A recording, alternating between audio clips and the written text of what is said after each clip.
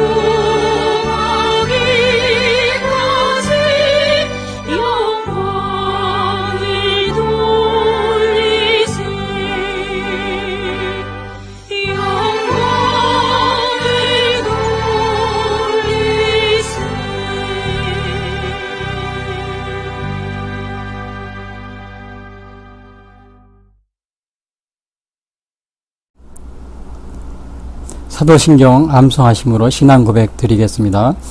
전능하사 천지를 만드신 하나님 아버지를 내가 믿사오며 그 외아들 우리 주 예수 그리스도를 믿사오니 이는 성령으로 잉태하사 동정녀 마리아에게 나시고 본디오 빌라도에게 고난을 받으사 십자가에 못 박혀 죽으시고 장사한 지 사흘 만에 죽은 자 가운데서 다시 살아나시며 하늘에 오르사 전능하신 하나님 우편에 앉아 계시다가 저리로서 산 자와 죽은 자를 심판하러 오시리라. 성령을 믿사오며 거룩한 공회와 성도가 서로 교통하는 것과 죄를 사하여 주시는 것과 몸이 다시 사는 것과 영원히 사는 것을 믿사옵나이다. 아멘.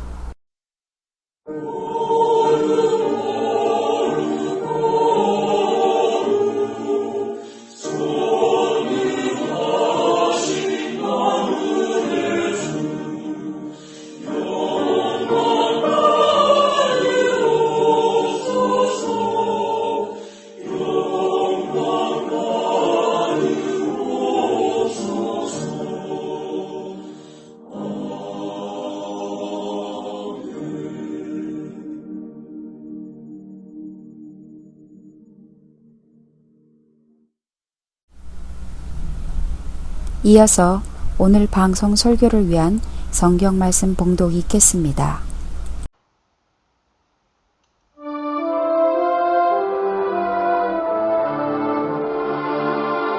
마태복음 1장. 아브라함과 다윗의 자손 예수 그리스도의 계보라.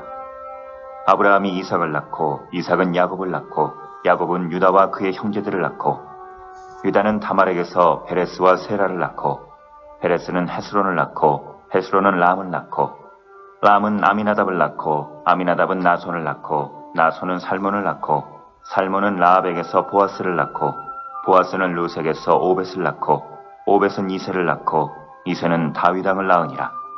다윗은 우리아의 아내에게서 솔로몬을 낳고 솔로몬은 르호보암을 낳고 르호보암은 아비야를 낳고 아비야는 아사를 낳고 아사는 여호사밧을 낳고 여호사밧은 요람을 낳고 요람은 우시야를 낳고 우시야는 요담을 낳고 요담은 아하스를 낳고 아하스는 히스기야를 낳고 히스기야는 므낫세를 낳고 므낫세는 아몬을 낳고 아몬은 요시야를 낳고 바벨론으로 사로잡혀 갈 때에 요시야는 여고냐와 그의 형제들을 낳으니라.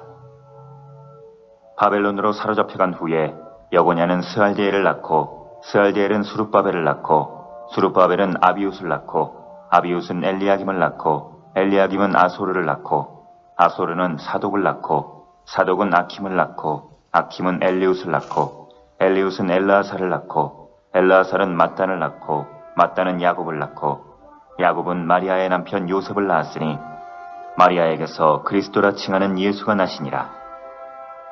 그런즉 모든 태수가 아브라함부터 다윗까지 14대요 다윗부터 바벨론으로 사로잡혀 갈 때까지 14대요 바벨론으로 사로잡혀 간 후부터 그리스도까지 14대더라. 예수 그리스도의 나심은 이러하니라. 그의 어머니 마리아가 요셉과 약혼하고 동거하기 전에 성령으로 잉태된 것이 나타났더니 그의 남편 요셉은 의로운 사람이라. 그를 드러내지 아니하고 가만히 끊고자 하여 이 일을 생각할 때에 주의 사자가 현몽하여 이르되 다윗의 자손 요셉아, 내 아내 마리아 데려오기를 무서워하지 말라. 그에게 잉태된 자는 성령으로 된 것이라. 아들을 낳으리니 이름을 예수라 하라. 이는 그가 자기 백성을 그들의 죄에서 구원할 자이심이라 하니라. 이 모든 일이 된 것은 주께서 선지자로 하신 말씀을 이루려 하심이니 이르시되 보라, 처녀가 잉태하여 아들을 낳을 것이요 그의 이름은 임마누엘이라 하리라 하셨으니 이를 번역한즉 하나님이 우리와 함께 계시다 함이라.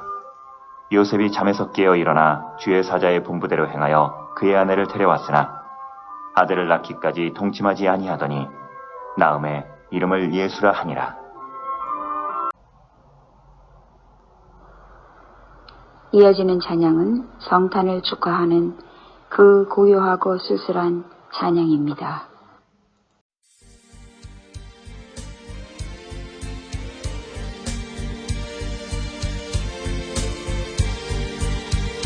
그 고요하고 쓸쓸한 저 달빛 아래서 저 하늘 천사 찬양이 사방에 퍼지네. 그 찬란한 빛 비치며 큰 기쁜 소식 들리네. 우리 왕 나셨네. 주 나셨네. 영광 할렐루야. 저 볼 것 없는 구유에 주께서 나셨네. 그 온유하신 예수님 참 아름다워라. 동방에서 온 박사들 그 귀한 예물 드렸네.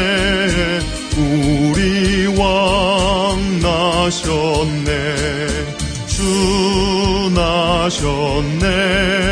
영광 할렐루야.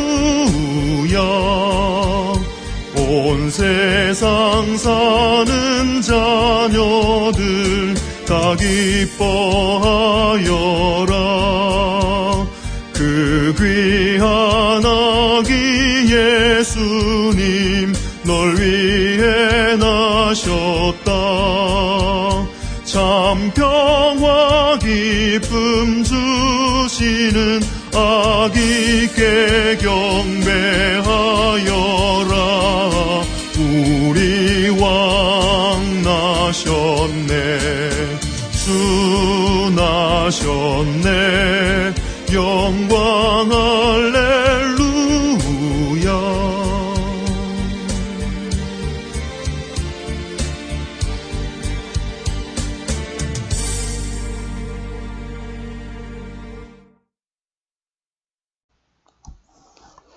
오늘 전해드릴 말씀은 성탄절을 맞이해서 신약성경 마태복음 1장 1절부터 25절 말씀 가지고 예수님의 계보와 성령 잉태를 통한 예수님 탄생 이야기라는 제목으로 말씀드리겠습니다. 2020년 12월 현재 이 코로나 사태로 전 세계가 어려운 가운데 정말 올해도 이 성탄절을 맞이하게 되었는데요. 아마 올해는 이 코로나 이 전염병 우려 때문에 거의 모든 교회들이 그 행사를 취소하고 또 성탄 예배도 교회에서 드리지 못하고 있는 그런 상황에 처해 있습니다. 자, 그런데 이게 좀 아쉬운 것은 성탄 때 그 교회 그 모임을 큰 교회나 작은 교회나 아마 20명 이내로 제한하고 있는 것 같아요. 그래서 심지어는 어느 큰 교회는 한 몇천 명 앉을 수 있는 교회인데도 20명으로 제한하고 또 작은 교회도 20명. 큰 교회는 뭐 2m 거리를 뛰고 앉으면은 뭐 한 100명, 200명도 앉을 수 있거든요. 근데 그런 것은 고려하지 않고 그냥 큰 교회나 작은 교회는 20명으로 이렇게 제한하고 있는데, 자, 이것은 방역이라기보다는 오히려 교회 탄압으로 비춰지고 있는 그러한 상황입니다. 사실은 교회는 일주일에 요즘 같은 경우는 뭐 1시간 정도 주일 예배, 1시간, 1시간 반 이게 모이고 헤어지잖아요. 근데 직장에는 뭐 일주일 내내, 그리고 이런 쇼핑센터나 아니면 다른 대중시설 이런 데는 일주일 내내 모이는데, 교회 1시간 정도 이렇게 모이는 데 와서 코로나 확진자가 있으면은 그걸 다 교회발로 이렇게 얘기를 하는 겁니다. 교회발, 교회에서 이렇게 시작된 것으로 뭐 교회발, 뭐 어느 교회발 이렇게 얘기하는데, 특히 그 TV나 언론에서 이런 거를 너무 그 교회에다가 이렇게 그 전염병의 원인을 교회에 이렇게 책임을 전가하는 아주 그러한 면이 있습니다. 참, 그래서 정말 올해 연말 또 이 성탄절을 맞이하면서 굉장히 좀 기분이 우울한 게 사실입니다. 그 미국 같은 경우는 교회 예배의 그 수용 인원의 25% 정도 이렇게 허용하고 있어요. 근데 우리나라는 크거나 작거나 관계없이 25%도 아니고 무조건 20명이야. 이게 굉장히 좀 불평등한 그러한 면이 있는데요. 그리고 특별히 그 소형교회나 지하교회 같은 데는 소규모 예배는 20명 이하라고 해도 그 2m 거리 간격을 띄고 앉을 수가 없습니다. 규모가 작기 때문에. 그래서 아예 예배를 못 드리는 경우가 많아요. 저도 여기 지금 여기 대부도 제가 사무실에 선교회 사무실을 예배를 좀 드리려고 이렇게 계획을 세웠는데, 뭐 사무실을 예배를 드리면서 쓰려고 한 거기 때문에 크지가 않습니다. 그래서 이제 2m 간격을 띄고서 이렇게 앉으면은 얼마 앉지를 못해요. 그리고 할 수가 없어요. 그러니까 아예 예배를 드릴 수가 없는 그런 상황이 되어 버렸습니다. 그래서 이제 무기한으로 이렇게 예배를 연기한 그런 상태인데요. 이렇게, 그러나 좀 아쉬운 것은, 유럽이나 미국 같은 데서는 25%입니다. 수용인은 25%. 그리고 요즘에 좀 상황이 나아지면은 뭐 30% 또 50%까지 이렇게 해주고요. 우리나라처럼 일률적으로 뭐 20명 이하다, 이렇게 하지 않습니다. 큰 교회도 20명이야. 작은 교회도 20명이야. 어떻게 보면 교회 탄압으로 이렇게 비춰지고 있는데, 이 코로나 사태 이후로는 이렇게 정부에서 교회를 이렇게 탄압하는 면이 그냥 방역이라기보다 이 탄압으로 이렇게 비춰지는 면이 굉장히 많은데, 굉장히 아쉬운 그런 상황입니다. 자, 이렇게 정말 우울한 상태에서 오늘 이번에 또 크리스마스를 맞이했는데, 올해는 성탄절이 굉장히 분위기가 가라앉아 있습니다. 가라앉아 있는데, 그래도 지난주 강림절, 성탄절, 또 이번 주까지 그냥 성탄 예배를, 그래서 제가 이렇게 한 번 더 이렇게 드리는 방송을 하게 되었습니다. 자, 그런데 그 성탄에 대해서 성탄절을 맞이할 때보다 이렇게 하는 얘기가 그 예수님의 그 탄생 이야기입니다. 탄생인데, 주로 이제 이 예수님의 탄생 이야기는 예수님의 그 어머니 마리아가 처녀일 때 임신을 해서 탄생을 했다. 그래서 이거를 동정녀 탄생이라고 합니다. 동정녀 탄생, 이 얘기가 많이 굉장히 이렇게 이야기를 하고 그러는데, 제가 어느 그 신문 기사를 보니까 그 동정녀 탄생에 대해서 이렇게 막 얘기를 하면서, 이 동정녀 탄생이 뭐냐면 처녀가 그 결혼을 하기 전에 이렇게 임신한 걸 말하는 거죠. 아이를 임신한 거, 예수님을 임신한 거. 이런 것들은 신화다. 근데 신화인데, 그러면서 기독교인들이 어떻게 보면은 이 신화를 갖다가 거짓말을 하고 있다. 사실처럼 얘기하고 있다. 그러면서 누구 얘기를 들으냐면 뭐 폴 틸리나 아니면 엘리아데라는 유명한 사람이 있습니다. 이 신화에 대한 연구한 사람이 있는데, 그 엘리아데, 이게 아마 브리타니카 백과사전에도 이렇게 나오고 그러는데요. 이런 분들의 좀 책을 많이 읽어라. 그래가지고, 동정녀 탄생, 그러니까 처녀 탄생이죠. 이 동정녀 탄생 이런 거를 믿지 말고, 하나의 신화로서, 이렇게 상식적인 그러한 신앙을 좀 가져라. 이렇게 그런 기사를 쓴 걸 제가 봤어요. 그래서 요즘에 사람들이 이렇게 성경을 비과학적으로 이렇게 막 억지 주장을 하고 막 그래가지고는 요즘에 젊은 사람들이 다 깨어있는 젊은이들인데 옛날하고 다르게 다 자기들이 판단력도 있고 다 깨어있는 이 젊은이들이 그렇기 때문에 교회가 비과학적인 얘기를 자꾸 하기 때문에 교회를 안 나간다. 이제 이렇게 기사를 제가 봤어요. 깨어있는 요즘에 젊은이들한테 그런 말도 안 되는 얘기를 한다. 그래가지고. 근데 사실은 우리가 이러한 예수님의 탄생 이야기라든지요. 특별히 성탄절을 맞이해 동정녀 탄생에 관한 이야기. 이런 것들은 신화가 아닙니다. 신화가 아니에요. 비과학적인, 비성서적인 것이 아닙니다. 이건 굉장히 논리적인 겁니다. 왜냐하면은, 제가 그래서 오늘 이렇게 예수님의 이 계보 이야기를 전해드리고, 또 예수님의 탄생의 이 처녀 탄생, 동정녀 탄생에 관한 이야기는 이 구약 성경에서 오래전에, 700년 전에, 또 2000년, 3000년 전에 예언이 되어 있다는 사실을, 한두 군데가 아니고 수십 군데, 한두 군데가 아니고, 오래전에 예수님 탄생에 관한 예언되어 있다. 지난주에도 제가 700년 전에, 이사야 선지자 700년 전에 예수님 탄생 전, 700년 전에 예수님의 탄생을 예언한 그 얘기를 제가 지난주 강림절 때 전해드렸는데, 아무튼 예수님의 이 동정녀 탄생, 처녀 탄생이죠. 이런 것들은 신화가 아닙니다. 신화가 아니에요. 그래서 이것은 우리가 믿음이 없이는 이거를 인식할 수가 없게 됩니다. 그래서 마태복음 16장 17절에도 그럽니다. 이를 내게 알게 하니는 혈육이 아니요 하늘에 계신 내 아버지시니라. 믿음이 없이는 이거를 우리가 인식을 할 수가 없어요. 우리가 믿음이 없이는 어떻게 생각해요? 신화라고 생각하고 이것은 하나의 꾸며낸 이야기다. 이렇게 생각하게 된다는 거죠. 그래서 오늘 제가 이 예수님의 이 탄생에 관한 이야기와 예수님의 계보라고 그러는 족보입니다. 족보 이야기. 이거를 제가 말씀드리는데, 예수님의 탄생과 족보, 계보에 대한 이야기는 누가복음에도 나옵니다. 근데 누가복음하고 이 마태복음에 나온 계보와 탄생 이야기는 약간 좀 차이가 있어요.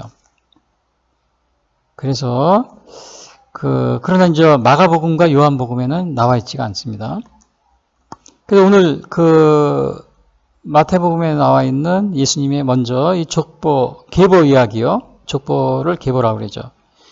이 족보나 계보는 누구든지 다 가지고 있잖아요. 저희 집도 보면은 이렇게 하면 조상들의 이 족보 책이 있더라고요. 그리고 우리나라 각 이렇게 성을 가지신 분마다 그 족보가 책이 다 있어요. 그걸 보면은 자기 조상들이 누군지 다 나와 있습니다. 근데 예수님도 이러한 족보가 있습니다. 근데 예수님의 이 족보는 오늘 마태복음 1장 1절부터 17절까지 나와 있는데, 이것은 우리 가족의 족보를 보면은 뭐예요? 우리 가족이 조상이 누구인가? 계속 위로 올라가다 보면 그게 나오잖아요. 시조도 나오고요. 우리 조상의 시조가 누구다. 정체성을 분명히 해줍니다. 근데 족보가 없으면 그건 모르는 거예요. 그냥, 족보가 없으면 어떻게 되겠어요? 이씨 조상을 가지고 우리 조상이야. 그럴 수도 있고, 김씨 조상을 가지고 김씨 조상이 우리 조상이야. 막 그럴 수도 있는 겁니다. 근데 족보가 있으면 그렇게 말을 함부로 못하게 되죠. 그래서 예수님의 이 족보 이야기는 이 창조주 하나님과 예수님에 대한 이 정체성을 갖다가 분명히 얘기해주고 있습니다. 예수님의 정체성, 그 다음에 우리 창조주 하나님에 대한 거. 근데 이게 마태복음에는 아브라함부터 시작이 되지만은 그 누가복음 보면은 그 요셉, 마리아로부터 거슬러 올라갑니다. 반대로 올라가가지고는 아담까지 올라갑니다. 그리고 하나님까지 이렇게 끝을 맺습니다. 족보가. 그러니까 하나님으로부터 이렇게 연결된 걸로 해서 족보가 이렇게 끝을 맺습니다. 여러분 우리 가정의 족보도 여러분 우리 뭐 이씨다 김씨 족보 보면 계속 위로 올라가잖아요. 어느 한 지점에서는 그게 멈추잖아요. 근데 여기 그 누가복음에 나와 있는 예수님의 족보는 아담까지 올라가서 나중에 하나님까지 올라간다는 얘기예요. 근데 마태복음은 그 아브라함부터 시작이 됩니다. 아브라함과 1장 1절 아브라함과 다윗의 자손 예수 그리스도의 세계라. 그래서 이제 시작이 되는데요. 그러니까 이거를 족보를 보면은 이게 하나님은 인류를 구원하시기 위해서 아주 오랜 시간 동안 계획하시고 또 실행해 오셨다는 사실을 우리가 보게 됩니다. 그런데 오늘 여기 읽어준 성경을 읽어준 이 족보 이야기에 보면은 이제 뭐 14대 이렇게 나눠져 있는데요. 뭐 14대 그래가지고 42 이렇게로 나눠져 있는데 17절에 그러잖아요. 그런즉 모든 데스가 아브라함부터 다윗까지 14대요. 다윗부터 바벨론으로 사로잡혀갈 때까지 14대요. 바벨론으로 사로잡혀간 후부터 그리스도까지 14대라 이렇게 나와 있는데 이 족보를 가만히 보면은 예수님이 조상이니까 다 훌륭한 사람들만 있는 것이냐? 그래야 되잖아요. 원래 예수님이 조상이니까. 예수님이 죄도 없으시고 또 우리를 구원하러 오셨으니까 이 조상들은 다 깨끗하고 흠이 없고 다 그럴 것이다 이렇게 깨끗할 것이다 이렇게 생각하겠지만은 실제로 이 족보를 보면 그렇지가 않습니다. 그렇지가 않아요. 그 대표적인 거로 보면은 제가 이거 뭐 42세대를 14대 다 말씀드렸으니까 그 중에 몇 가지만 제가 이 중에서 중요한 부분 그 부분만 말씀드리자 하면은 3절에 보면 이런 말이 있어요. 그 유다는 다말에게서 베레스와 세레를 낳고 베레스는 헤스론을 낳고 헤스론은 람을 낳고 그 유다는 누구냐면 야곱의 12아들 중에 하나인데 그 중에서 유다가 예수님의 조상이 됩니다. 근데 그 유다는 다말이라고 그랬어요. 다말에게서 베레스를 낳고.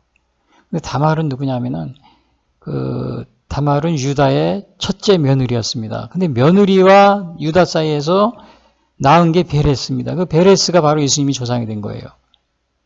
야, 이게 지금 우리가 생각할 때 이게 정말 말이나 되는 얘기입니까? 그 시아버지와 며느리 사이에서 아이를 낳게 된 겁니다. 그 베레스라는 아이.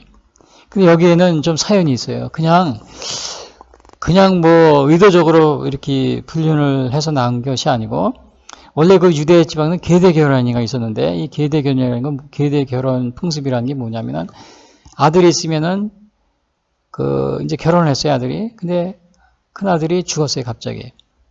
죽으면은 그 가문을 이을 줄 못했잖아요. 그러니까 둘째 아들이 또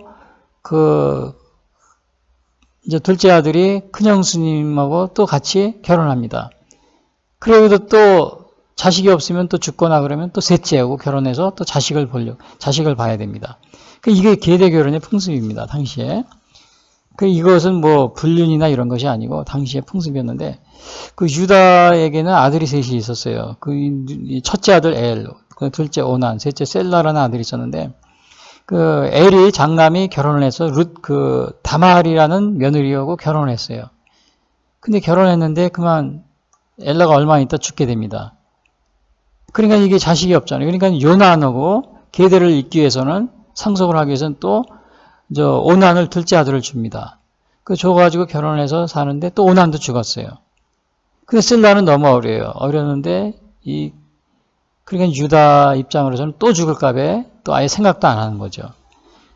그러니까 이제 며느리인 그 다말이 자기 가문을 이어야 되는데 시아버지 유다가 셋째 아들을 주질 않는 거예요. 그러니까는 마치 그 유다의 그 아내인 수아가 있었는데 수아가 얼마 있다 세상을 뜨게 됩니다. 그러니까 이제 그것을 보고 나서 이 며느리가 하루는 그 멀리 그 이렇게 일을 보러 나간 그 시아버지 유다를 창녀로 변신해서 길가에서 유혹을 해가지고는 동침을 합니다. 그래서는 임신을 하게 되죠. 그래서 낳은 자녀가 바로 베레스와 여기 3절에 보니까 유다는 다말에게서 베레스와 세라를 낳고 그럽니다. 베레스는 헤스론을 낳고 헤스론은 람을 낳고 계속 이어지는 거죠. 그렇게 해서 낳게 됩니다. 그러니까 얼마나 이것이 정말 우리가 도덕적으로 생각해 볼 때 좀 불합리한, 부도덕한, 불륜의 그러한 관계라는 것을 보게 되는데 이거 예수님의 조상이 거기에 있는 겁니다. 예수님의 조상이에요. 또 이게 유다와 다말뿐만 아니고 6절에 보면 이런 게 있어요. 6절에 보면요. 이새는 다윗 왕을 낳으니라. 그러니까 다윗 왕의 아버지가 이새예요. 다윗은 우리아의 아내에게서 솔로몬을 낳고 우리아의 아내도 이 우리아도 누구냐? 다윗은 아내에게서 우리아의 아내가 누구냐면 밧세바라 그러니까 다윗은 밧세바에게서 솔로몬을 낳고 그러지 않고 다윗은 우리아의 아내에게서 솔로몬을 낳고 그랬어요. 다윗이 그 우리아의 아내를 빼앗은 겁니다. 간음을 해가지고 우리아를 죽이고 물론 이제 다윗은 나중에 이것 때문에 회개를 했죠. 아주 대성통곡을 하면서 회개를 했습니다. 다윗이. 근데 이제 그 우리아의 아내 밧세바가 결국은 다윗하고 다시 우리아가 죽고 난 다음에 결혼하고 솔로몬을 낳았습니다. 이 솔로몬이 바로 예수님의 조상이 된 겁니다. 자, 그러니까 이게 예수님의 조상 중에는 이러한 이런 많은 좋은 것뿐만 아니고 나쁜 것도 많이 이렇게 포함이 되어 있어요. 또 있어요. 여기 히스기야는 므낫세를 낳고 10절에 보면 이 므낫세 왕으로 말하면 굉장히 악을 행한 왕이었어요. 그 12세 때 왕이 되면 55년간 통치를 했는데 정말 온갖 우상을 다 섬깁니다. 뭐 아세라 목상, 뭐 1월 성신도 섬기고 그거를 성전에다가 제단을 쌓고 성전에다가요. 또 바알을 섬기고요. 온갖 해와 달과 별을 섬기고 여러분 저기 해와 달 별 섬기는 거 그거 하지 마세요.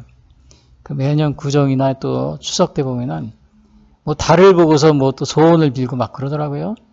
또 신년 1월 1일 새해 보면은 저 동해안에 가가지고 뭐 해를 보고 소원을 빌고 막 그러는데 그거 다 우상을 섬기는 겁니다. 왜냐하면 이 므낫세 왕이 그랬어요. 므낫세 왕이 여기 보니까 열왕기하 21장에 보니까 이렇게 또 여호와의 성전 두 마당에 하늘에 1월 성신을 위하여 제단들을 쌓고 그러니까 1월 성신을 숭배하는 거, 또 거기에 소원을 비는 거 이런 거 다 우상입니다.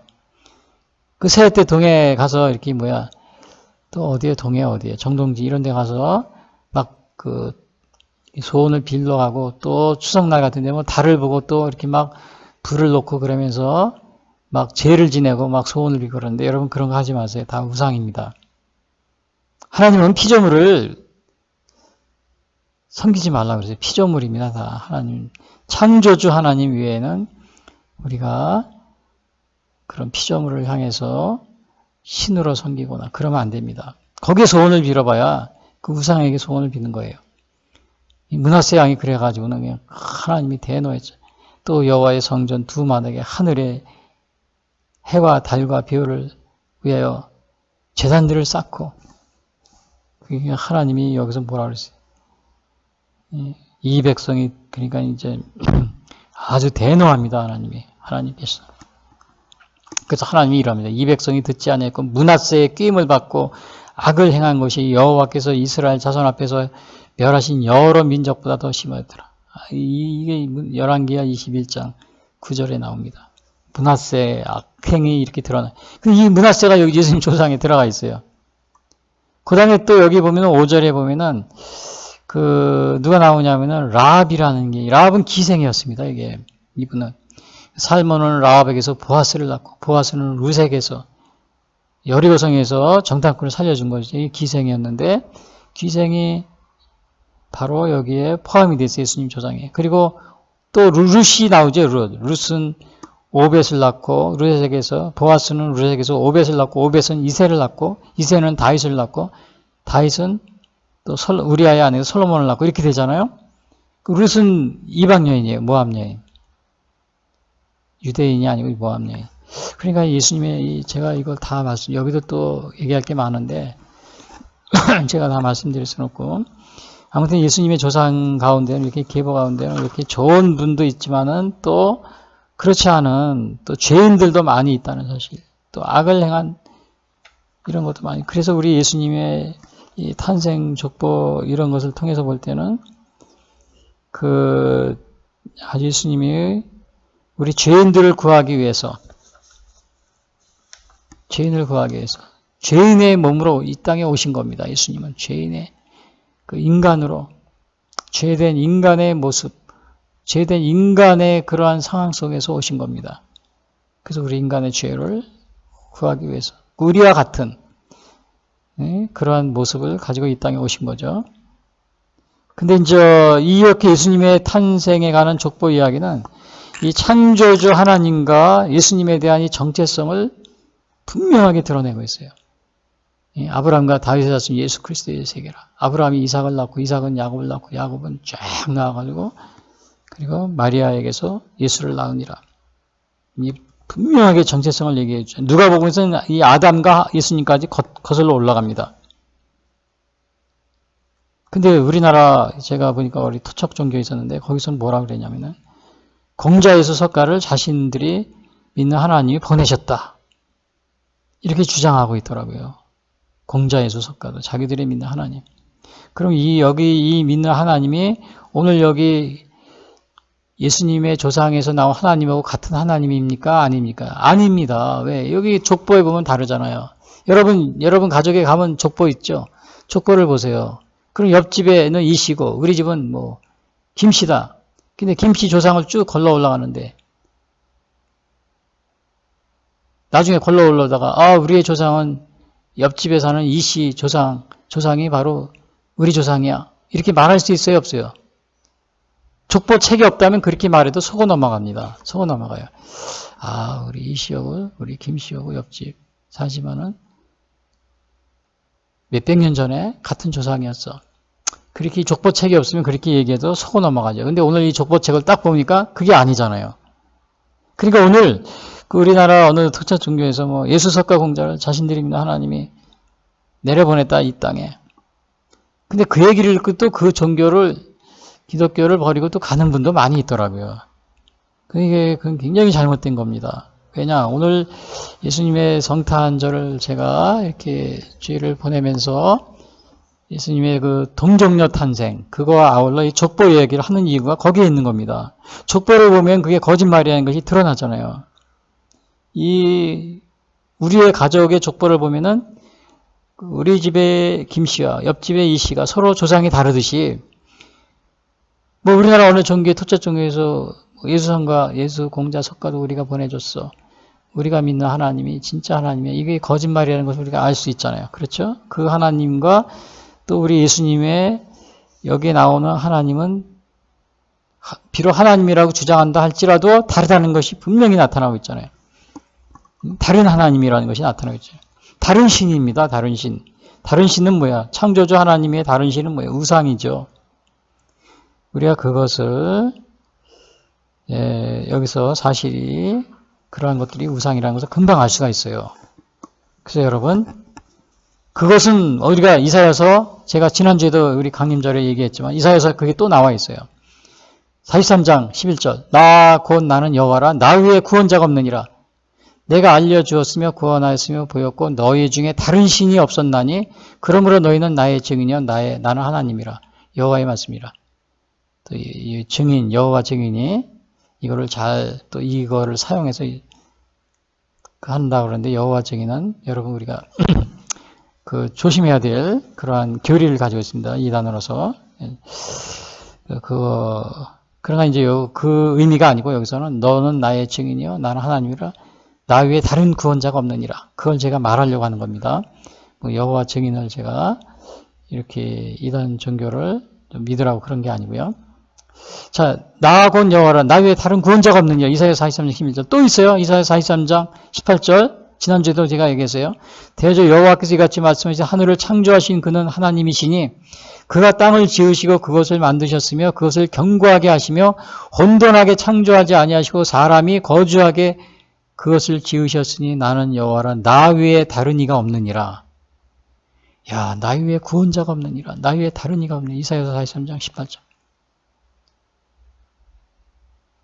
그러니까 예수님도 오셔서 그랬습니다. 요새 요한복음 14장 6절. 예수께서 이르시되 내가 곧 길이요 진리요 생명이 나로 말미암지 않고는 아버지께로 올 자가 없느니라. 사도행전 4장 12절. 다른 이로서는 구원을 받을 수 없나니 천하 사람 중에 구원을 받을 만한 다른 이름을 우리에게 주신 일이 없음이라 하였더라. 자, 오늘 예수님의 이 탄생 그리고 이 족보 거슬러 올라가면 하나님까지 올라가잖아요. 그러니까 우리가 다른 우리가 믿는 신이 있어. 또 우리 신이 진짜야. 그리고 예수 공자 석가도 우리가 보냈어. 우리 하나님이 진짜야. 이거 여러분 이러한 말에 현혹되지 마시기 바랍니다. 예수님 하나님이 뭐라고 그랬어요? 창조주 하나님이 뭐라고 그랬냐? 나 외에 다른 신이 없느니라. 다른 이가 없느니라. 이사야서 45장. 이사야서 43장. 나곧 나는 여호와라. 나 외에 구원자가 없느니라. 그래서 그 족보를 통해서 태어나신 예수님이 뭐라고 그러셨어요? 예수께서 이르시되 요한복음 14장 6절 내가 곧 길이요 진리요 생명이니 나로 말미암지 않고는 아버지께로 올 자가 없느니라. 사도행전 4장 12절 다른 이로서는 구원을 받을 수 없나니 천하 사람 중에 구원을 받을 만한 다른 일을 우리에게 주신 일이 없음이라 하였더라. 자, 오늘 이 성탄절이 예수님의 이 족보, 그 다음에 탄생, 자, 이것을 통해서 우리에게 이 참 하나님 분명히 말해주고 있잖아요.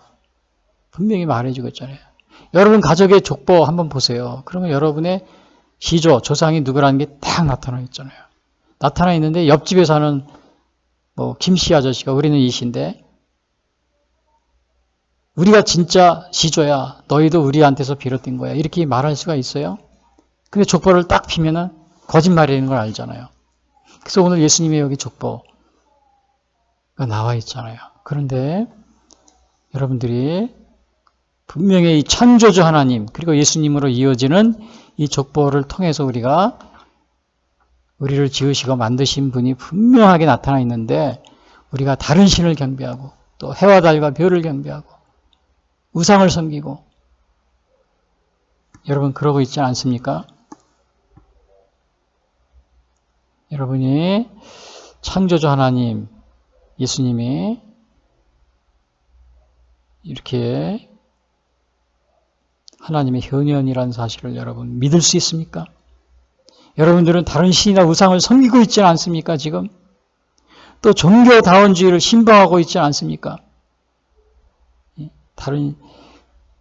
그러나 우리가 여기서 예수님의 이 족보를 통해서 볼 때 예수님 탄생과 이걸 너무나 분명히 알 수 있지 않습니까? 너무나 분명히 알 수 있잖아요.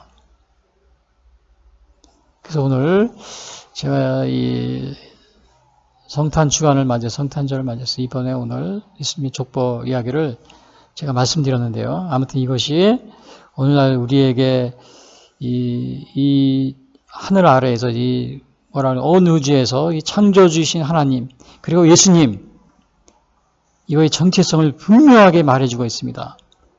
그래서 여러분들이 다른 우상이나 또 다른 신, 다른 하나님이라고 하는 이 다른 신에 대해서 여러분들이 유혹되지 마시기를 바랍니다. 그리고 예수님의 탄생, 그래서 이제 이렇게 해서 탄생을 하는데요. 그 예수님의 탄생은 어떻게 됐냐면 처녀인 마리아에게서 성령으로 잉태되어서 탄생을 하십니다. 성령으로 잉태되어서 처녀인. 야, 이게 정말 이게 무슨 말인가? 비과학적인 얘기를 하고 있다. 그래서 오늘날 많은 사람들이 교회에 가면은 이렇게 비과학적인 얘기를 해서 머리가 똑똑하고 깨인 요즘의 젊은이들이 그렇게 똑똑하고 다 바보가 아닌데 그래서 이런 얘기를 하니까 교회 안 나간다. 그래서 틸리나 폴틸리나 아니면 엘리아데 같은 유명한 그 학자들의 책을 읽어라. 그래서 깨어. 이걸 신화적인 이야기를 가지고서 믿으라고 하지 말아라. 이렇게 얘기하는데, 자, 그러나 18절에 분명히 얘기하죠. 예수 그리스도의 나심이 이러하니라. 그의 어머니 마리아가 요셉과 약혼하고 동거하기 전에 성령으로 잉태된 것이 나타났더니 이렇게 나옵니다. 분명히 여기서 약혼하고 동거하기 전에 그랬어요. 처녀, 성령으로 잉태된 것이고, 또 처녀로 동정녀 잉태입니다. 처녀 잉태, 임신입니다. 성령으로 인한 처녀 임신입니다. 동정녀 탄생이라는 것을 여기서 분명히 얘기해 주고 있어요. 그리스도의 나심이 이러하니라. 그의 어머니 마리아가 요셉과 약혼하고 동거하기 전에 성령으로 잉태된 거예요. 성령 잉태입니다. 근데 오늘날 이것은 제가 얘기했다시피 신화다. 교회에서 너무 무식하고 비상식적인 얘기를 해서 청년들이 교회를 이제 안 간다. 요즘 청년들은 똑똑하다. 알 거 다 아는데 왜 그런 말을 해가지고 그런 말을 하니까 교회에 이제 안 나간다. 그렇게 이제 기사를 쓴 걸 제가 봤다고 얘기를 했죠. 그래서 당시에 이 약혼은 그 결혼 아주 굉장히 엄격했다고 그럽니다. 이 앞에 개역개정 말고 그냥 개역성경에는 정혼이라고 써 있어요. 근데 결혼하기로 서약한 걸 약혼이라고 하는데 굉장히 엄격하고요. 1년 정도 지나면 동거가 가능했다고 합니다. 그래서 여기서 성령으로 잉태됐다는 말은 이제 사람들이 이거를 비과학적이다 안 믿고 막 그래요. 그래서 초대교회 당시에도 예수님 탄생 당시에도 가연설이라는 게 있어요. 영지주의에서 이 성령, 동정녀, 이 가연설이라는 게 뭐냐면 모든 예수님의 그 인간적인 행위들은 환상이다 이렇게 생각을 하는 겁니다. 환상, 사실이 아니다. 동정녀 탄생도 이거 부인합니다. 그래서. 근데 이렇게 성령이 잉태됐다 그러니까 사람들이 안 믿는데 대개는 어떻게 생각하냐면 이방 종교에도 설화가 있잖아요. 이방 종교에서 나오는 설화. 설화라고 이렇게 생각을 하는 경우가 있어요. 예를 들면은 그리스 신화에 보면 주피터가 뱀으로 변해가서 올림피아를 통해서 올림피아를 이제 이렇게 범해가지고는 알렉산더 대왕을 낳았다. 이런 얘기가 있어요. 그런 것처럼 이 성경에 오늘 요셉과 약혼하고 동거하기 전에 성령으로 잉태되어서 태어났다, 임신했다, 이거를 설화라고, 신화라고 생각하는 경우가 있고요. 또 자유주의 신학자들은 어떻게 생각하냐면은 옛날에 창세기에 보면 아브라함이 자식이 없었잖아요. 100세가 90이 다 되도록. 그다음에 아내 사례 사이에 나이가 들어서 더 이상 임신할 수 없는데 결국은 하나님이 사자가 그때도 와가지고는 아기를 낳게 될 것이다. 그래가지고는 아이를 낳았잖아요. 근데 그것처럼 그와 마찬가지로 예수님도 성령으로 잉태된 것이 아니고 처녀, 동정녀 탄생이 아니고 아브라함과 같이 그런 식으로 자연 임신을 해서 이렇게 동거에서 나온 것이다. 이렇게 생각하는 경우가 많이 있습니다. 근데 이렇게 하다 보면 어떤 일이 벌어지냐면요. 예수님이 단순한 인간으로 생각을 하게 돼요. 그리고 예수님이 선제성을 부인하게 됩니다. 신성을 부인하게 되는 거죠. 동정녀 탄생을 부인하면서요. 근데 성경에 보면은 예수님은 창조 이전에도 하나님과 함께 계셨다고 그랬습니다. 그러니까 예수님이 탄생했을 그때부터 계신 게 아니고 창조 이전에도 요한복음 1장 1절 2절에 보면 태초에 말씀이 계시니라 이 말씀이 하나님과 함께 계셨으니 이 말씀은 곧 하나님이시라 그가 태초에 하나님과 함께 계셨고 태초에도 그리고 창조 전에도 계신 겁니다. 예수님이. 그러니까 이렇게 예수님의 동정녀 탄생을 부인하는 그런 이단들이 초대교회에 많이 있어요. 영지주의도 있었지만 또 대표적인 또 이단이 예비원주의라는 게 있어요. 예비원주의. 동정녀 탄생을 부인합니다. 그리고 예수님이 세례받을 때 하나님의 능력이 임한 것이다. 그렇게 얘기를 합니다. 이 예비언주의도 뭐예요? 예수님의 그 창조 전에도 하나님과 함께 계시니 선제성이라고 그러죠. 이거를 부인하고 동정녀 탄생도 부인하고 그러한 그 이단입니다. 또 대표적인 그 외에 또 이렇게 예수님의 그 신성을 부인하고 그 동정녀 탄생을 부인하는 그 대표적인 아리우스주의가 있습니다. 아리우스주의. 근데 아리우스주의는 동정녀 탄생은 인정하지만 부활은 또 부인합니다. 이 4세기 알렉산드리아 장로인 그 아리우스에 의해 생긴 건데요. 이거는 예비언주의보다 아주 더 철저하게 체계적으로 체계적으로 예수님의 신성을 부인합니다. 신성을 부인하는데 오늘날은 그 여호와 증인이 바로 그것을 그 변형, 여호와 증인이 그 아리우스주의의 변형 가운데 하나입니다. 그래서 이거를 제가 이 아리우스주의에서 여기 보면은 예수님을 피조물로 이렇게 보고 예수님을 피조물로 봅니다. 그리고 왜냐하면은 그 성경에 보면 이런 말을 그 아리우스주의에서는 이것을 강조합니다. 요한복음 사도행전 2장 36절에 보면은 하나님이 그를 주와 그리스도로 만드셨다. 그러니까 피조물이다. 예수님은. 그 다음에 요한복음 14장 28절 아버지는 나보다 크심이니라. 그래서 예수님은 피조물이고 하나님은 오히려 유일하신 영원하신 분, 창조되지 아니하신 분은 오히려 하나님뿐이다. 그렇게 생각을 하는 겁니다. 그리고 마태복음 13장 32번 예수님이 그랬잖아요. 그러나 그날과 그때는 아무도 모르나니 하늘에 있는 천사들도 모르고 아들도 모르고 아버지만 아시느니라. 그러니까 이거를 가지고 아들은 유한하다는 겁니다. 유한. 피조물이기 때문에 모르고 아버지만 아신다. 그러니까 그 아들은 예수님은 아버지, 그러니까 창조 피조물이라는 겁니다. 그 영원한 그 창조주 하나님이 아니시고 영원하신 분이 아니시고. 왜냐? 그날과 그때는 아버지 말고 예수님 자신도 모른다고 그랬다 이겁니다. 근데 이러한 것들은 뭐냐면은 그 예수님이 인간으로 오셔서 성육신이라고 이제 그 기간 동안에 예수님의 그 낮아지심, 그 기능상 일시적으로 기능상 낮아지심, 그 인간이 되셔서요. 그러한 것들을 잘못 오해하고 잘못 해석한 겁니다. 이것이. 그러니까 아버지는 나보다 크시다 그랬잖아요. 요한복음 14장 28절에요. 그것은 그 성육신한 동안에 성육신 기간 동안에요. 그 예수님의 그 아들로서의 기능상에 낮아진 겁니다. 기능상으로. 영원히 낮아진 것이 아니고요. 성육신 기간 동안에 기능상 낮아짐이라고 그래요. 그거를. 요한복음 10장 30절에 보면 이랬잖아요. 아버지와 나 하나이다 그랬잖아요. 또 축복 기도할 때 고린도후서 13장에 보면은 바울이 아버지 아들과 성령의 이름으로 축복하잖아요. 이러한 것들은 그 하나님과 예수님과 동일한 그 신성을 가지고 있다는 것을 우리가 나타내주고 있습니다. 삼위일체라는 사실을. 물론 이것이 다 니케아 회의 때 다 정죄를 받았지만요. 칼케톤이 오고. 그래서 오늘 이 성령의 잉태, 이것을 부인하는 그 이단들이 초기부터 있었고, 근데 그것이 오늘날도 또 마찬가지죠. 오늘날도.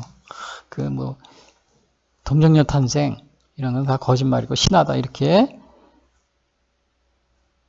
생각하는 사람들이 많이 있다고 생각하지만, 과거에도 이것이 이제 니케아 회의와 325년, 400 칼겔돈이에요. 또 그 외에 많은 회의에서 예수님의 동정녀 탄생, 그리고 우리 사도신경에도 그게 나오잖아요. 성령으로 잉태해서 동정녀 마리아에게 나시고, 여기까지 우리가 고백을 하는 겁니다. 그래서 오늘 이것이 무슨 비과학적이고 비상식적인 게 아니에요. 예수님의 그 동정녀 탄생이 논리적이고 과학적이고 굉장히 합리적인 겁니다. 그리고 이것은 오랫동안 성경의 구약에서도 700년 전에 예언이 되어 있었어요. 그 이전부터 예언이 되어 있었어요. 굉장히 과학적이고 합리적이고 논리적인 겁니다. 이 친화적이고 비논리적이고 비상식적인 게 아니에요. 요즘 젊은이들이 비과학적이고 비상식적이라 교회 안 간다? 그거는 비과학적이고 비상식적이기 때문에 안 가는 것이 아니고 믿음이 없기 때문에 가지 못하는 겁니다. 믿음이 없어서 그런 거예요.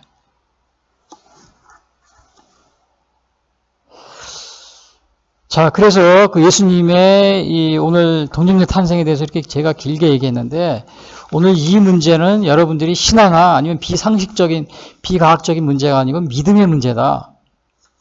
믿음. 왜냐? 제가 요 뒤에 제가 그 이유를 제가 더 말씀드리겠어요. 자, 그런데 이게 보면은, 그 다음에 이제 19절에 보면 18절에는 그러니까 18절에는 뭐예요, 이게?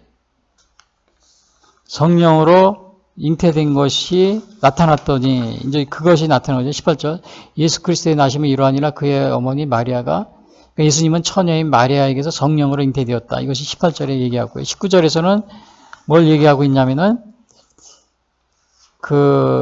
이제 요셉이, 자기하고 동거하기 전에 임신한 사실을 알고서는 요셉이 그 일을 드러내지 않고서 사람들한테 막 드러내지 않고 마리아와 조용히 이혼을 결심하는 그 19절에 나와 있습니다.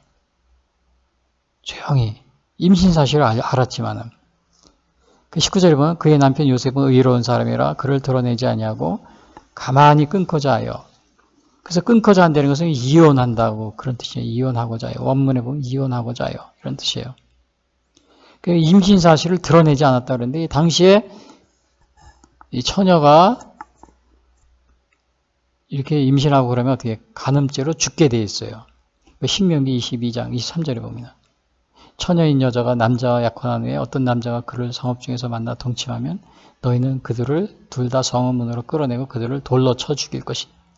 그러니까 이게 당시에는 이 간음죄를 이렇게 약혼녀가 간음하고 그러면 사형이었어요, 사형. 그러니까 이 요셉은 드러내지 않으려고. 왜냐하면 마리아가 자기 아내 마리아가 죽을 수도 있으니까요.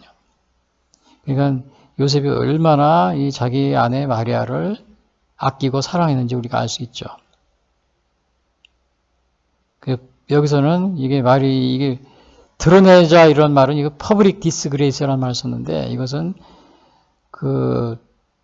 대중들에게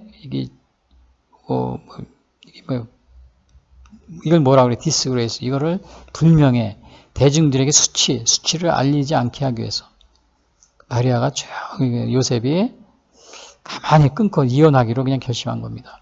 조용하게. 그 이혼도 조용해요. 여기서 가만히라고 그러는데, 이거는 가만히는 조용하게, quietly, 아주 남모르게 이런 뜻이 있어요. 왜냐하면 그것은 마리아를 잘못 알려지면 마리아가 죽을 수도 있으니까요. 자기 아내가. 그래서 여기 요셉은 이렇게 타인에게 상처를 주지 않도록 이렇게 배려하고 있는 이 모습을 여기서 보고 있어요. 근데 이제 우리는 남의 이 불의를 보면은, 사람들이 여러 사람이 있습니다. 남의 불의를 보면은 아주 그냥 극도로 정죄하거나, 극도로, 또 반대로 묵인이나 방조하거나 또 동참하는 그러한 경우가 많이 있어요.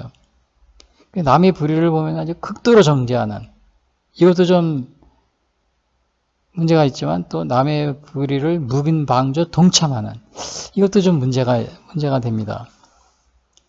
그래서 제가 이거 지금 생각나는데, 보니까 지난번에 박근혜 대통령 막 탄핵하기 전에, 그러니까 사람들이 그냥 교수님들, 또 그 다음에 어느 목사님들, 또 무슨 윤리학자 이런 사람들이 막 성명서 발표하더라고요. 그리고 또 촛불 집회 나와가지고 막 규탄해가지고 결국은 박근혜 대통령이 탄핵을 당했죠.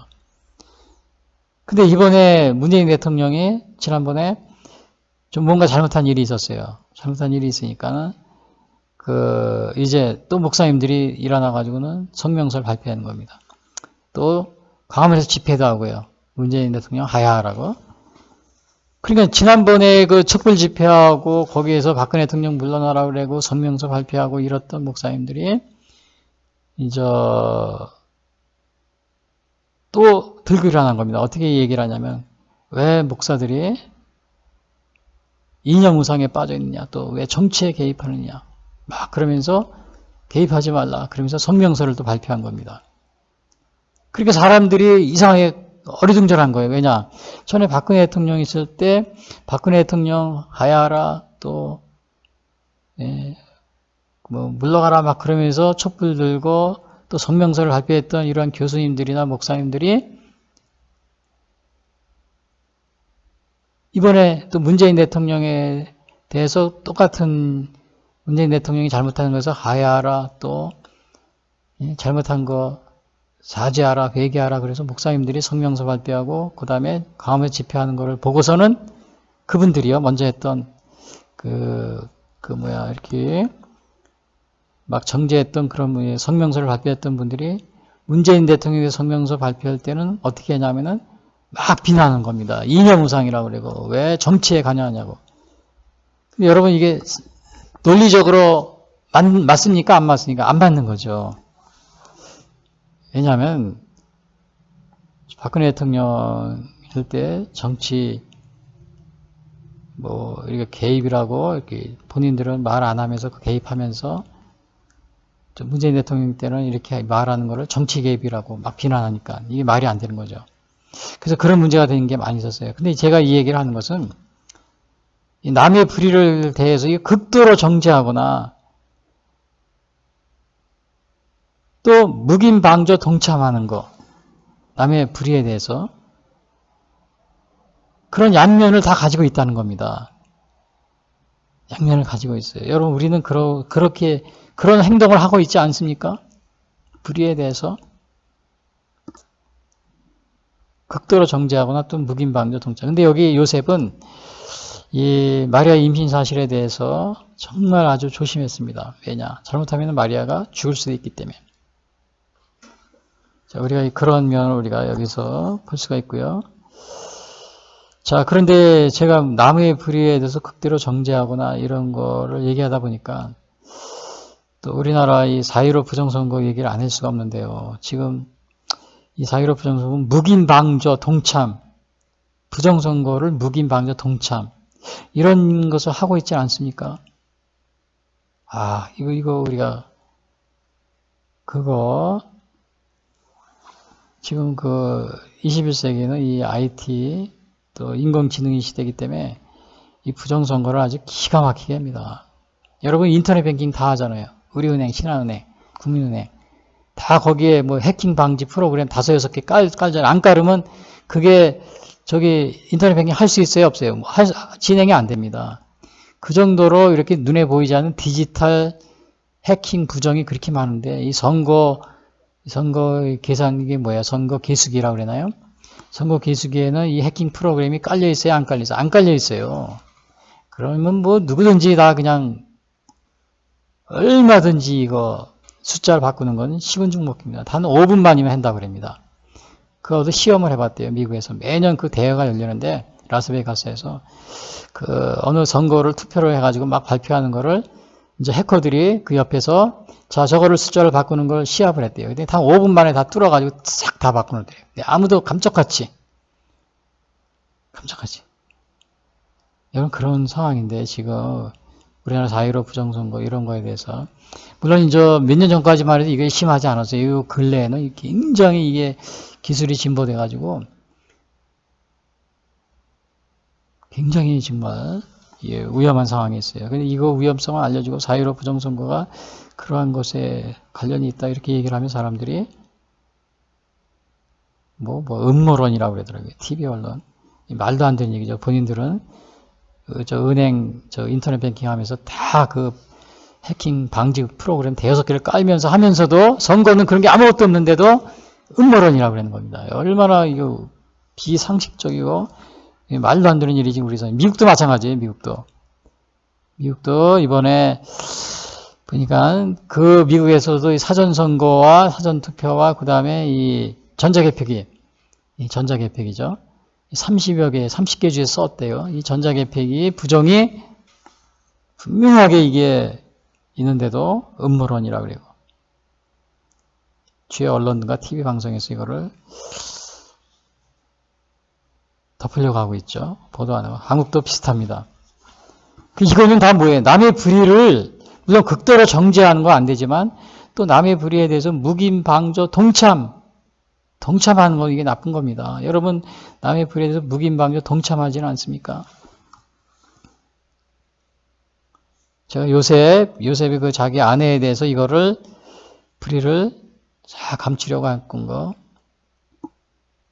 이건 좋은 점에서 한 거죠. 근데 이 불의를 묵인하고 방조하고 동참하는 거.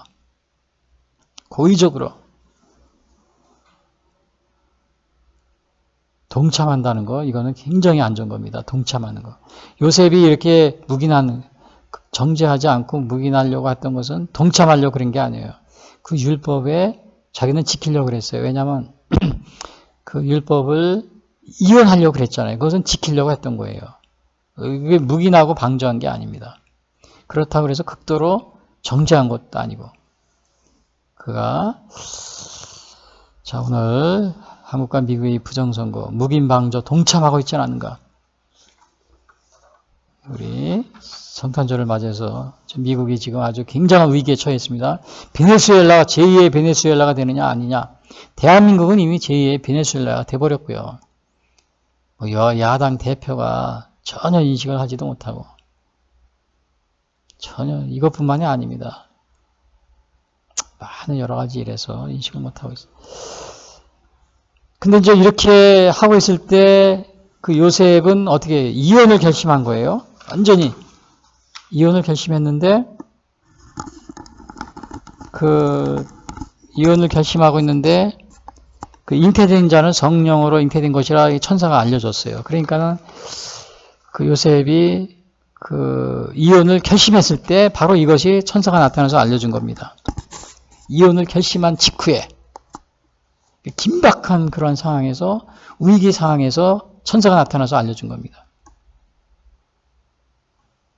이렇게 위기상행, 긴박한 상황에 하나님이 개입한 것이 많이 있어요. 그것이 보면은 그 아브라함의 아내 사레가 정말 그 멜기세덱 그 그랄로 피해서 애굽으로 내려갔습니다. 아브라함 아내가 사라가 아브라함의 아내 사라와 함께 그 애굽으로 기근 때문에 피해 간 적이 있었는데 그때 바로 왕이 그 아브라함의 아내 사라를 그 누이라고 그러니까 바로 왕이 데리고 왔어요. 궁전으로.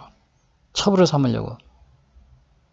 그때 하나님이 개입하십니다. 그래가지고 그냥 그 바로의 궁에 질병이 퍼져가지고 바로가 깜짝 놀라가지고 아브라함의 아내 사라를 내보냅니다.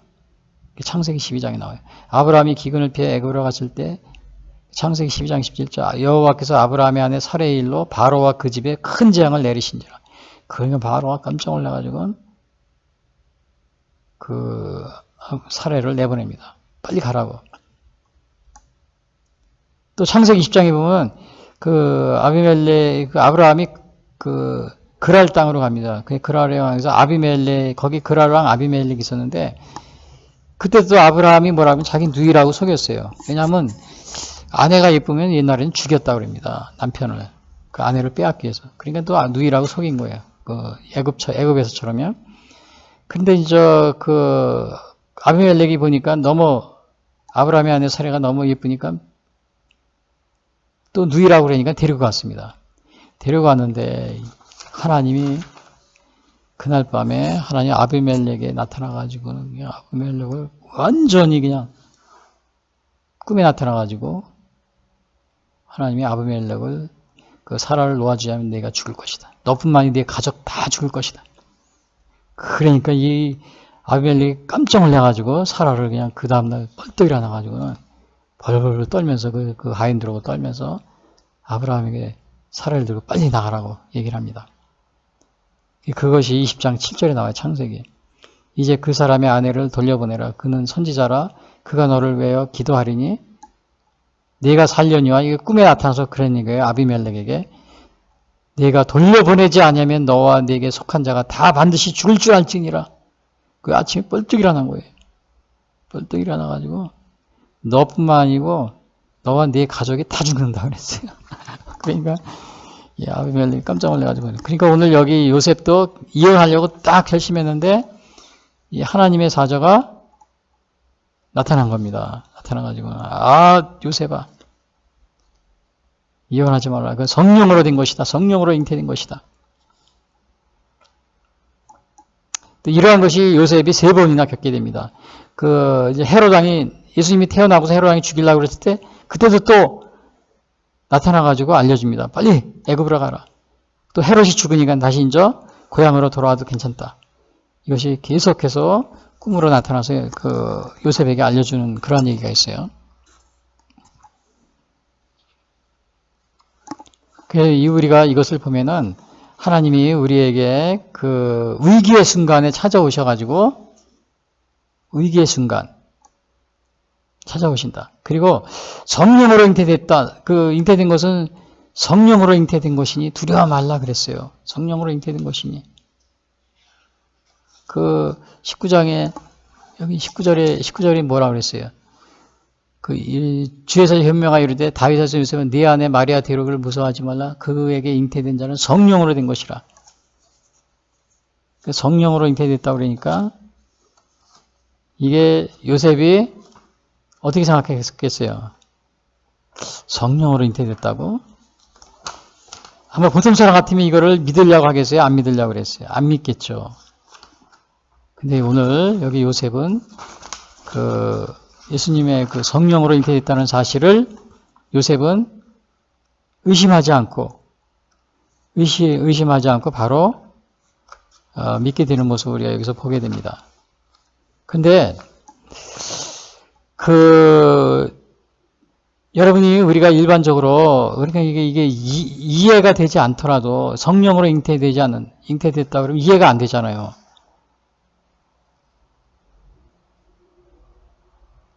그거를 여러분이 믿을 수가 있습니까?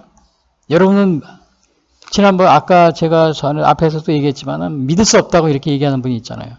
그러면서 폴 틸리나 엘리아데 같은 이런 학자들의 책을 읽어라. 그리고서 이 비상식적, 비과학적 교회에서 그런 얘기를 하니까 젊은이들이 교회 안 나간다. 그런 얘기를 한다고 그랬잖아요. 근데 여러분 이것은 믿음이 아니고는 이해를 못해요. 요셉은 그가 믿음을 가지고 있었기 때문에 의심하지 않고 그 다음에 어떤 행동을 했어요. 자기 아내를 데리고 왔던 겁니다. 안 믿었으면 안 데리고 왔죠.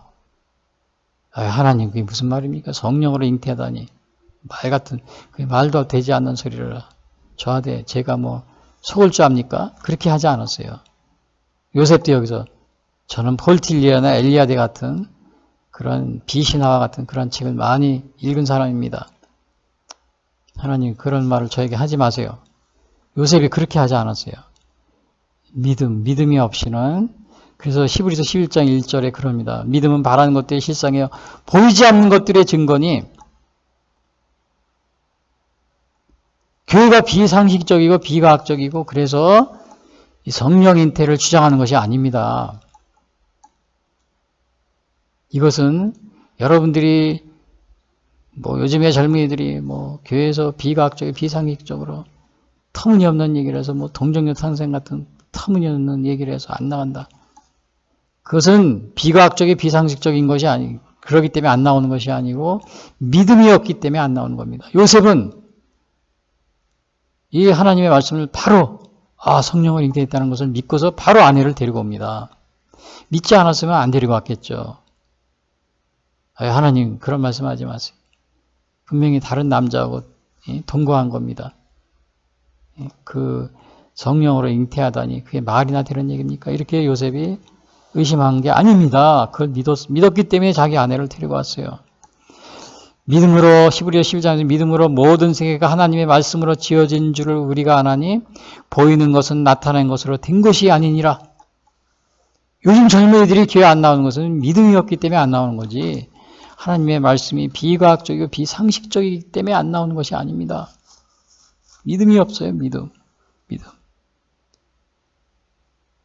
이 믿음이 없는 것은 성령으로 말미암지 않고는 이 믿음을 우리가 가질 수가 없는 겁니다. 성령으로 말미암지 않고는. 그 믿음은 인간의 지혜나 이성으로 이렇게 판단하는 것이 불가능합니다. 판단하는 게 불가능해요. 뭐 유식한 책을, 뭐 많은 책을 읽어라? 그래서 그 신화적인 이야기로, 동정역 상승 이런 건 신화적인 이야기인데, 그거를 교회에서 보수적인 목사님이라고 해요. 보수적인 목사님들이 그렇게 주장하고 있다. 그래서 이런 교회는 더 이상 안 나간다. 뭐 유식해서 안 나오는 게 아니고 믿음이 없어서 믿음이 없는 겁니다. 믿음. 그래서 이 요셉은 그걸 믿었기 때문에 데리고 왔어요. 근데 이제 여기서 그 천사가 얘기하기를 낳게 되는 아들은 예수님인데 그는 자기 백성을 죄에서 구원할 자이다. 이런 얘기를 해줍니다. 죄에서 구원할 자이다. 그러니까 예수님이 오신 목적은 뭐예요? 우리를 죄에서 구원하기 위해서. 이 죄라는 것은 내가 양심적으로 행동하겠다고 그래서 그 죄가, 나는 죄 없어. 난 양심적으로 행동하는 사람이 죄가 없어. 그렇다고 그래서 죄가 없는 게 아닙니다. 여기 아담과 이브가 선악과를 따먹었어요. 그 사람들이 아담과 이브는 자기 양심에, 자기 이성의 그 판단에서 따라서 보기 좋고 먹기 좋으니까 먹은 겁니다. 그러나 하나님은 먹지 말라고 그랬어요. 그래서 죄가 된 겁니다. 그래서 하나님의 뜻을 어기는 것이 죄가 돼요. 내 양심적으로 행했다고 해서 죄가 아닌 거 아니에요. 나는 법 없이도 사는 사람이야. 그래서 난 죄가 없어. 그래서 죄가 없는 게 아닙니다. 하나님의 뜻을 어기는 게 죄입니다. 그래서 우리는 모두 다 죄인이라고 그러잖아요. 우리 모두 다 죄인. 그래서 하나님이 이 죄에서 우리를 구원하기 위해서 이 땅에 오신 겁니다. 근데 이제 당시에 유대인들은 정치적인 예수님, 정치적인 메시아를 고대했어요. 로마의 압제로부터 해방시켜줄. 그러나 예수님의 그 본질적인 목적이 구원입니다. 죄로부터의 구원이에요. 죄로부터의 구원. 정치적 구원, 뭐 사회적 구원, 우리가 또 크게도 그렇게 말할 수 있지만은 본질적으로는 우리가 죄로부터의 구원입니다. 죄로부터. 개인이 죄로부터의 구원, 이것이 본질적이고 가장 우선적인 거예요. 그리고 나서 우리가 뭐 또 정치적인 뭐 또 사회적 이런 문제도 구원을 또 생각해 볼 수 있는 거죠. 나중에 2차적으로요. 또 이거 어느 것이 먼저다, 뭐 또 사회적 구원이 먼저다, 개인 구원이 먼저다, 뭐 이거 따지는 분도 있어요. 그러나 여기서 본질적으로 우리가 죄로부터의 그 완전한 구원을 의미한다.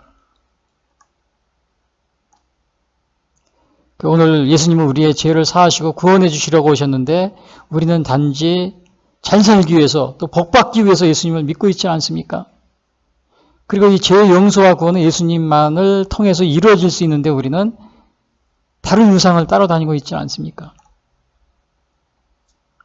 그런데 오늘 이 예수님의 이 동정녀 탄생에 대한 이야기가 신화가 아니라는 것은 그 이미 700년 전에 예언이 되어 있었다는 겁니다. 700년 전에. 그리고 성경에도 이미 많은 예언이 되어 있어요.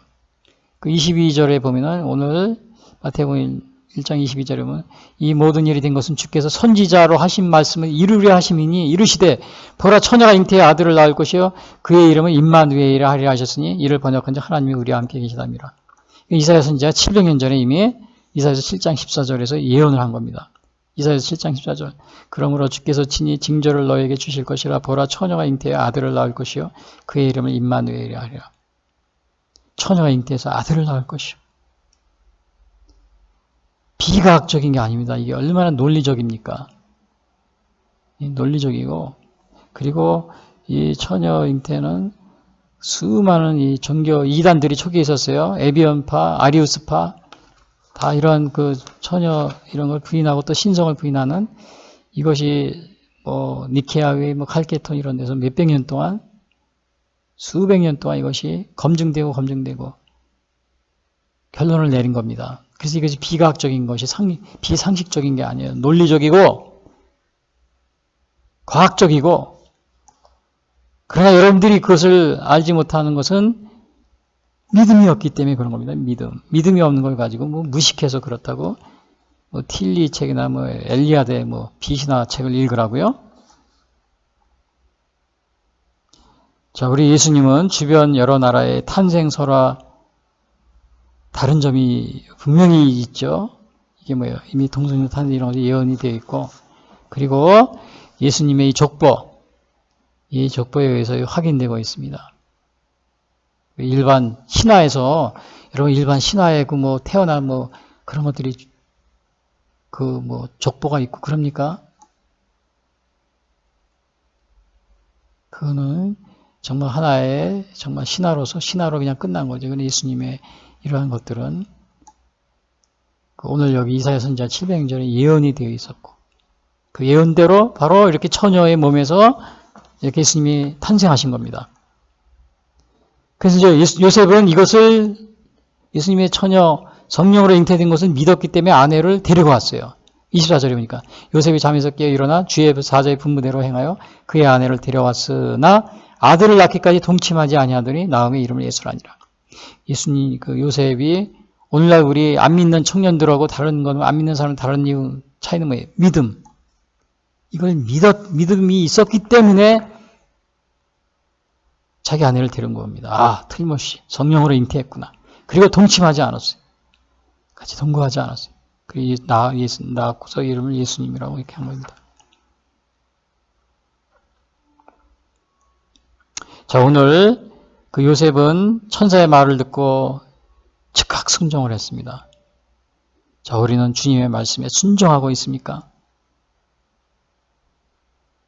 순종을 할 수가 없죠. 믿음이 없는데. 이거 신화라고 보는데, 이 동정녀 탄생, 뭐 성령으로 잉태된 걸 신화라고도 보고, 비과학적이고 비상식적이라고 생각하는데 이거를 어떻게 순종할 수가 있습니까? 그럼 요셉은 이걸 믿고 순종을 했습니다. 오늘날 이 동정녀 탄생 이런 것들은 비과학적이, 우리가 지금까지 보아온 것처럼 보듯이 비과학적이 비상식적이 아니라는 것을 우리가 분명히 알 수 있잖아요. 결론적으로 말씀드리면 오늘 예수님은 선지자 이사야의 700년 전의 예언대로 예수님은 성령으로 잉태하시고 또 예수님은 처녀인 마리아에게서 탄생하셨습니다. 여러분 동정녀 탄생에 대해서 여러분 아직도 의심하고 있습니까? 이걸 비과학적, 비상식적 또 신화라고 이렇게 생각하고 있습니까? 마리아도 의심을 했어요. 마리아도 그 누가복음에 보면 마리아가 아유 내가 남자를 알지 못하는데 어떻게 낳을 수 있어? 그러니까 예수님이 하나님이 천사가 그럽니다. 대저 하나님의 말씀은 능하지 못하심이 없느니라. 여러분 하나님의 말씀이 능하지 못하심이 있습니까? 없습니다. 아브라함이 이삭을 낳을 때도 사라가 임신을 못했을 때 천사가 와서 알려줬어요. 낳을 것이라. 삼손도 마찬가지로 태어날 때, 또 사무엘이 태어날 때도 그랬어요. 하나님이 능하지 못하심이 없는 겁니다. 여러분, 요셉은 의로운 사람으로 하나님께 순종하는 사람이었어요. 순종은 이 믿음에서 나옵니다. 그래서 여러분이 믿음으로 순종하는 그런 사람이 되시길 바랍니다. 그리고 예수님이 오신 목적은 우리를 죄에서 구원하시기 위해 오신 겁니다. 죄에서 구원하시기 위해서 천사가 분명히 얘기했잖아요. 죄에서 구원하시기 위해 오셨다고. 우리가 이 시간에 다 주님을 영접해서 우리 모두 죄사함 받으시고 또 영원한 생명을 선물로 받는 그러한 성탄절이 되기를 기도하겠습니다. 지금까지 예수 선교의 설교 방송을 시청해 주신 분들께 감사를 드립니다. 요한복음 3장 16절은 하나님이 세상을 이처럼 사랑하사 독생자를 주셨으니 이는 저를 믿는 자마다 멸망치 않고 영생을 얻게 하려 하심이라 라고 말하고 있습니다. 또한 성경은 예수 그리스도를 영접하는 모든 사람들에게 영원한 생명을 약속하고 있습니다. 요한일서 5장 11절에서 13절은 또 증거는 이것이니 하나님이 우리에게 영생을 주신 것과 이 생명이 그의 아들 안에 있는 그것이니라. 아들이 있는 자에게는 생명이 있고 하나님의 아들이 없는 자에게는 생명이 없느니라. 내가 하나님의 아들의 이름을 믿는 너희에게 이것을 쓰는 것은 너희로 하여금 너희에게 영생이 있음을 알게 하려 함이라 라고 말하고 있습니다. 아직 예수님을 영접하시지 못하신 분들은 이 시간 주님을 영접하시기를 바랍니다. 이 방송을 들으시고 기독교 신앙에 대하여 더 알기를 원하시는 분들은 예수선교회 홈페이지 www.missionchrist21sd.com으로 방문해 주십시오. 다음 방송 시간까지 안녕히 계십시오. 하늘에 계신 아버지 이름 거룩하사 주님 나라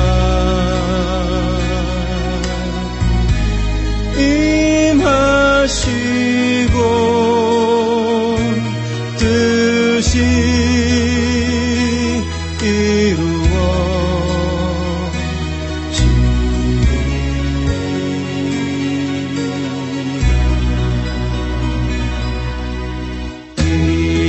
일용할 양식 주시고 우리들의 큰 죄 다 용서하옵시고 또 시험에 들게 마시고 악에서 구원하소서. 대개 주의 나라 주의 권세 주의 영광 영원히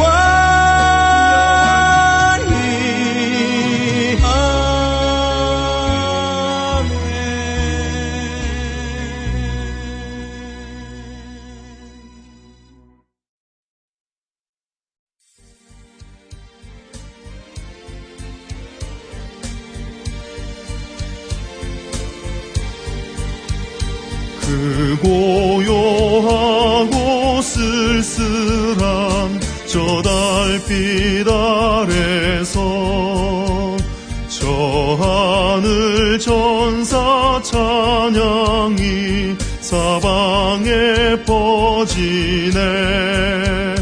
그 찬란한 빛 비치며 큰 기쁜 소식 들리네. 우리 왕 나셨네. 주 나셨네. 영광 할렐루야. 저 볼 것 없는 구유에 주께서 나셨네. 그 온유하신 예수님 참 아름다워라. 동방에서 온 박사들 그 귀한 예물 드렸네. 우리 왕 나셨네. 주 나셨네. 영광 할렐루야. 온 세상 사는 자녀들 다 기뻐하여라. 그 귀한 아기 예수님 널 위해 나셨다. 참 평화 기쁨 주시는 아기께 경배하여라. 우리 왕 나셨네. 주 나셨네. 영광